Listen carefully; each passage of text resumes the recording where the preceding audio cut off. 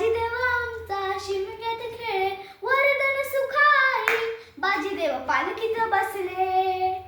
पिलवली गावाला गावदेव पालखीत बसले. होळी शिमग्याला गावदेव पालखीत बसले. 16 फाल्गुन पौर्णिमेला, 16 फाल्गुन पौर्णिमेला खांद्यावरी नाचवती होळी माडाला, खांद्यावरी नाचवती होळी माडाला.